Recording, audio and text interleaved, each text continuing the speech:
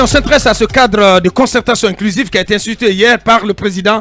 La question qu'on se pose, ce cadre conviendra-t-il à la classe politique? Non, je pense qu'il devra convenir à la classe politique. Ah, vous pensez? Oui, parce que... Mais si tu le dis, hein, oui, c'est le politiste, hein, franchement. Oui, j'ai la même lecture, j'en discutais avec Joachim ce matin, je dis, mais Joachim, quand même, à un moment donné, il faut savoir garder, il faut savoir raison garder quand même. Vous avez réclamé, certes, un cadre de dialogue direct, mais vous avez la part belle dans la composition. Vous avez 20, vous allez être 20 sur 36 quand même. Ouais. Voilà, je ne sais pas si ça peut les contenter comme ça. On attend de voir. Dans un instant, donc, Ali Ouba, le temps pour notre réalisateur de le préparer. Vous continuez. Non, je crois que peu importe le format du cadre, du moment où il y a une représentation comment j'allais dire, du corps social et politique guinéen dans son entièreté dans ce cadre, et puis il y a aussi que ce cadre connaît la participation de la communauté internationale, donc des partenaires techniques et financiers. Ouais. Rappelez-vous, c'est un gage en tout cas de bonne tenue. Hein, absolument, absolument. Ouais. Il faut rappeler que Monsieur Saïd Djinid, dans son livre consacré à l'action aux bons offices qu'il a mené en 2013 dans la crise guinéenne, il avait suggéré, par exemple, que la communauté internationale soit représentée au sein du comité de dialogue, et celui-ci était représenté par M. Lamine Sissé, le général Lamine Sissé à l'époque. Je crois que c'est extrêmement important que les partis politiques acceptent enfin d'aller à ce cadre de dialogue, surtout que ce cadre est extrêmement important parce que c'est celui-ci qui va notamment déterminer, comment j'allais dire, la durée de la... Non, pas la durée. Non, mais du moment où, parce qu'on parle des forces vives de la nation. Bien. Et quand on se réfère à la charte, ça veut donc dire qu'on s'est... Il a raison en plus, Talibé. Il a raison. Ça soulève un point important. Allez, on va essayer de poser la question à M. Ali Ouba, président du parti Modèle. Il est en direct. Bonjour, M. Ba. Bonjour Aboubakar, bonjour à toute l'équipe de Mirador et à l'ensemble de vos auditeurs. Bienvenue. Alors, question tout simple, vous avez certainement suivi ce décret du président de la transition hier qui institue un cadre de concertation inclusive. Vous en avez certainement une idée ou pris connaissance de sa composition, de ses missions. Question basique, ce cadre dans sa configuration qui a été rendu public, est-ce qu'il vous convient, ce cadre de concertation inclusive? Est-ce qu'il vous convient à vous, la classe politique? Bon, je n'aurais pas la prétention de parler au nom de la classe politique, encore moins... Vous du modèle, alors, vous en tant que président du modèle. Voilà, du modèle, ça va être plus simple parce que le communiqué est venu hier, donc il n'y a pas eu de concertation pour le moment, j'espère qu'il y en aura. Mais en attendant, je vais vous livrer, moi, mon opinion après lecture de ce communiqué. Bien. Il se trouve que le ministère de l'Administration du Territoire avait initié des rencontres encore récentes auxquelles nous avions pris part. Et à l'issue de ces rencontres, nous avions livré le contenu de nos discussions et nous avons dit clairement que ce que nous demandons, c'est un cadre de dialogue exclusif entre la classe politique et le CNRD, le gouvernement, avec la participation des partenaires techniques et financiers. Et ceci pour faire quoi? Pour se pencher sur les questions liées au calendrier de la transition, le processus électoral, les questions constitutionnelles, entre autres. Et ça, ce sont des questions qui se discutent de façon précise avec les acteurs concernés. Et nous avions dit qu'il ne serait pas bien de créer un amalgame, une sorte de fourre-tout. Déjà, il y a plusieurs initiatives de ce type qui sont lancées. Et il se trouve qu'il y a le CNP qui est déjà mis en place, dont la mise en place a été facilitée aussi par les acteurs politiques parce qu'il y a eu un consensus par rapport à la désignation de quelques-uns de ces représentants, bien qu'ils soient minoritaires.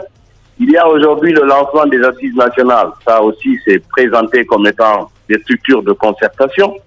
Mais j'ai l'impression, au regard du document que j'ai vu, le contenu que j'ai vu, j'ai l'impression que le CNRD se préoccupe beaucoup plus à hâter le pas pour trouver de quoi présenter avant le 25 par rapport à la CEDEAO, pour dire que nous avons fait beaucoup d'efforts, nous avons créé ceci, nous avons créé cela, étant donné que ça ne nous permet pas d'avancer concrètement sur le terrain. Parce que nous ne voyons pas en quoi est-ce que discuter du processus électoral, par exemple. Allô? Bien. Donc, nous ne sommes pas contre qu'on discute avec toutes les composantes de la nation. C'est une chose. Le CNRD a le plein droit de convoquer qui il veut dans une discussion de son choix. Mais nous estimons que ce que nous avons demandé et ce qui pourrait aider la Guinée, qui pourrait déterminer la durée de la transition, le chronogramme du processus électoral, la mise en place de l'organe de gestion des élections, les questions liées au fichier électoral, les questions constitutionnelles, ça, ce sont des questions qui se discutent de façon exclusive entre le CNRD, les acteurs politiques, le gouvernement et avec la participation des partenaires techniques et financiers. Peut-être que c'est ce qui a été notre demande. Oui, ben peut-être que ça peut être un volet de ce cadre ou un cadre dans le cadre. Je ne sais pas si vous me comprenez. Écoutez, si vous le dites comme ça, on peut considérer ça comme étant une hypothèse, comme vous le dites. Je serais très prudent de m'aventurer là-dessus pour présager de cela. Mais en attendant, si on juge ce qu'on a vu, et en termes de composition, j'ai vu même une disposition, je crois que c'est une disposition de l'article 8 de ce qui a été sorti, que c'est le ministre de l'administration du territoire qui aura l'exclusivité de convoquer les sessions ordinaires et extraordinaires une fois par mois. Alors imaginez toutes ces questions dont on parle. Comment pourrons-nous en discuter et les évacuer une fois par mois, une séance par mois? Ça fera combien de mois pendant lesquels on va discuter de toutes ces questions-là? On va s'y éterniser. Encore une fois, je pense que l'idéal aurait été de procéder différemment. Ce qu'on a dit au ministre Moïse Condé, nos représentants y étaient, le modèle était représenté dans la discussion à travers la plateforme à laquelle nous appartenons. Nous avons répondu favorablement pour montrer notre foi et notre bonne foi et notre disponibilité à faire avancer les choses. Mais ce que nous avons dit et ce qu'on nous a sorti là, moi je crois qu'il y a plutôt l'envie d'envoyer un signal fort au niveau de la CEDEAO, parce que nous sommes déjà dans une situation où ils ont envie de faire croire dans une course contre la montre en train d'être fournis. Ouais. Voilà, exactement. Donc moi je crois que si ce sont ces types de calculs qui prennent le dessus, c'est pas la peine.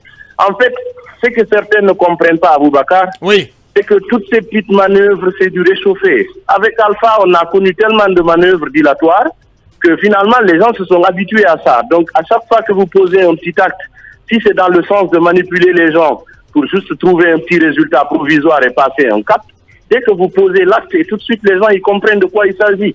Ils n'ont rien à gagner à rentrer dans ces petits jeux. Organisez un dialogue politique, entendons-nous, discutons. La Guinée, c'est notre bien commun. Bien. Personne ne peut avoir l'exclusivité de parler de la Guinée à lui seul ou de s'imposer aux autres pour dire qu'on fait les choses selon ce que nous voulons. C'est pas du tout une bonne chose. Allez-y, Talibi. Est-ce que, à vous entendre, on a l'impression que, donc, on sent que vous êtes sur vos gardes parce que vous ne croyez pas à la sincérité de la démarche du CNRD, des autorités.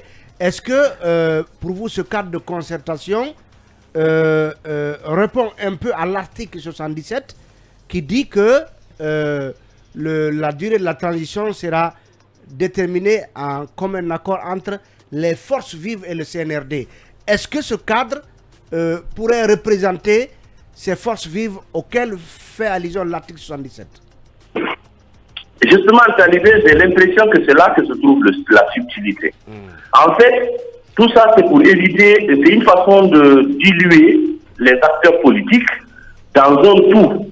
C'est-à-dire dire que, écoutez, on a discuté du processus de la transition avec tout le monde, y compris les acteurs politiques. S'ils ne sont pas d'accord par rapport aux délibérations que nous allons faire ou aux conclusions auxquelles nous allons aboutir, une façon de préparer un discours de nature à dire, écoutez, ils ne sont pas les seuls Guinéens, nous ne serons pas à la traîne à cause d'eux. Nous avons tellement entendu des choses comme ça. Alors, nous, ce que nous souhaitons, puisque les questions électorales sont des questions qui sont exclusives, ce sont des questions qui concernent des acteurs spécifiques, les questions constitutionnelles également, les questions liées à la mise en place, à la préparation d'un fichier électoral. Tout le monde connaît les sujets dont il faut discuter. Maintenant, avoir d'autres cadres où on discute avec les syndicalistes pour des questions pointues, des questions syndicales, des acteurs de la société civile également, on peut en avoir. Mais à quoi ça sert de démultiplier les cadres de concertation si l'objectif, c'est de pouvoir diluer des acteurs politiques dans un tout et faire croire qu'ils ne sont pas de bonne foi, qu'ils ne veulent pas que la Guinée aille de l'avant? les acteurs politiques se sont crédibilisés davantage dans ce processus de transition. Pourquoi? Parce que dès le début, on n'a manifesté aucune hostilité vis-à-vis du CNRD. Nous sommes restés ouverts. On a accepté toutes les rencontres. On a déposé des mémorandums. Nous avons fait du plaidoyer au niveau national et au niveau des institutions. Et voilà, concours à faire comprendre l'opinion publique nationale et internationale que nous voulons que les choses avancent. Et jusque-là, personne n'a fermé sa porte. Alors, il ne faudrait pas qu'on continue de nous utiliser et faire croire que nous ne voulons pas que les choses aillent de l'avant. Et un dialogue typiquement politique peut nous permettre d'aller de l'avant. Et au niveau de la CEDEAO, les gens sont avertis. Au niveau des institutions internationales, des chancelleries, ils sont avertis. Vous ne pouvez pas les tromper en leur disant on a créé un cadre, et puis voilà. Aliou, moi j'ai une préoccupation en fait, parce que déjà dans la nomenclature, il s'avère que la classe politique est mieux représentée.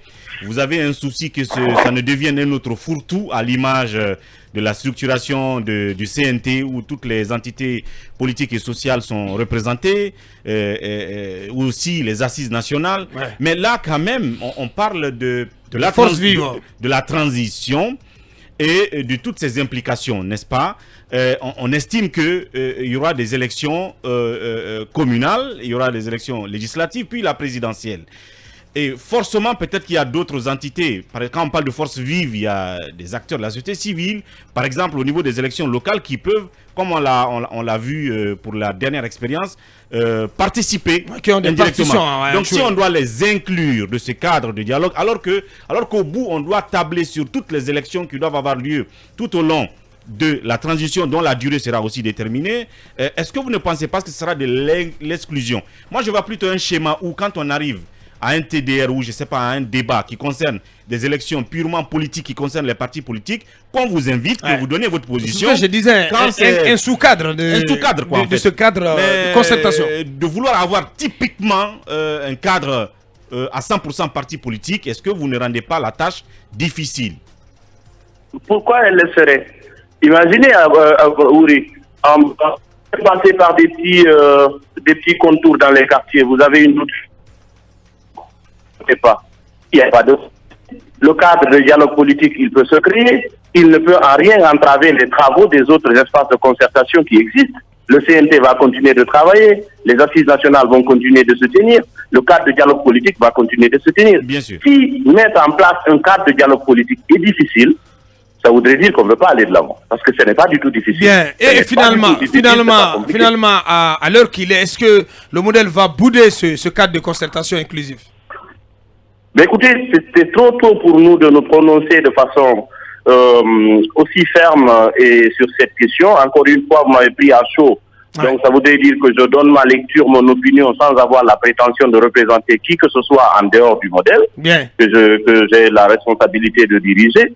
Mais cette question, j'espère qu'elle sera examinée à un niveau encore plus large. Et au niveau du modèle, bien entendu, nous discuterons dans nos instances.